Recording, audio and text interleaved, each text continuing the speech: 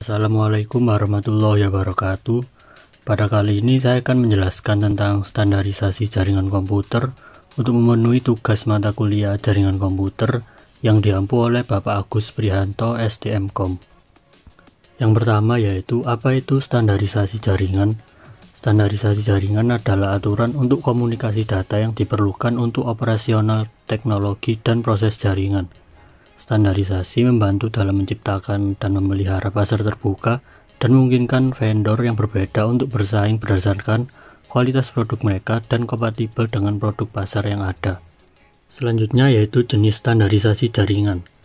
De facto, yaitu standar yang diikuti tanpa rencana formal atau persetujuan oleh organisasi manapun.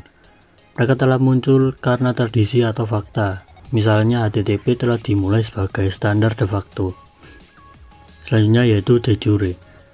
Standar-standar ini adalah standar yang telah diadopsi melalui undang-undang oleh organisasi standar yang diakui secara resmi. Sebagian besar standar komunikasi yang digunakan saat ini adalah standar de jure. Organisasi yang mengatur perstandarisasian jaringan. Yang pertama yaitu Internet Society, yang kedua Internet Architecture Board, yang ketiga Internet Engineering Task Force, yang keempat yaitu Internet Research Task Force. Model OSI. OSI atau Open System Interconnection menggambarkan 7 lapisan atau layer yang digunakan sistem komputer untuk berkomunikasi melalui jaringan. OSI adalah model standar pertama untuk komunikasi jaringan yang digunakan oleh semua perusahaan komputer dan telekomunikasi besar pada awal tahun 1980-an. Berikutnya saya akan menjelaskan tentang layer-layer yang ada dalam OSI. Yang pertama yaitu application layer. Application layer digunakan oleh perangkat lunak seperti browser web dan klien email. Application layer menyediakan protokol yang memungkinkan perangkat lunak untuk mengirim dan menerima informasi dan menyajikan data kepada pengguna. Beberapa contoh protokol application layer adalah HTTP, FTP, POP, SMTP, dan DNS. Yang kedua yaitu presentation layer. Presentation layer menyiapkan data untuk application layer. Hal ini mendefinisikan bagaimana dua perangkat harus menyandikan, mengenkripsi, dan mengompres sehingga data dapat diterima dengan benar. Presentation layer mengambil data yang ditransmisikan oleh application layer dan mempersiapkannya untuk transmisi selanjutnya melalui session layer. Selanjutnya yaitu session layer. Session layer membuat saluran komunikasi yang disebut sesi antar perangkat.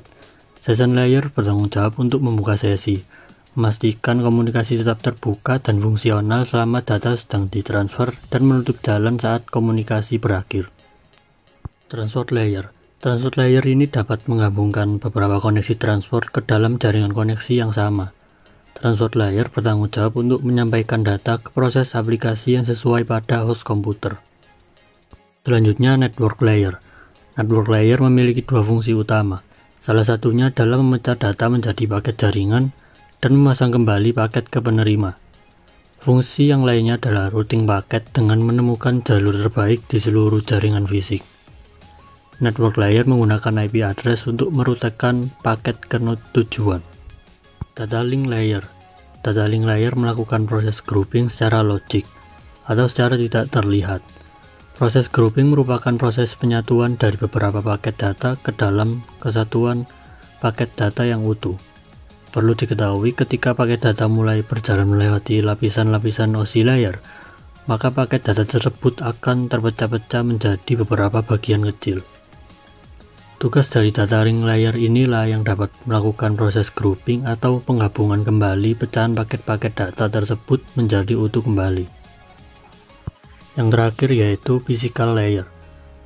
Physical layer merupakan layer yang berhubungan dengan segala bentuk hubungan koneksi jaringan fisik, di mana berhubungan dengan perangkat keras sebuah jaringan komputer seperti hub, switch, server, dan juga klien.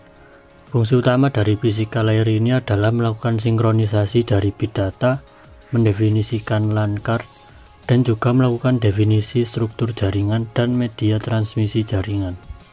Internet pada saat ini tidak didasarkan pada OSI, tetapi menggunakan TCP atau IP yang lebih sederhana.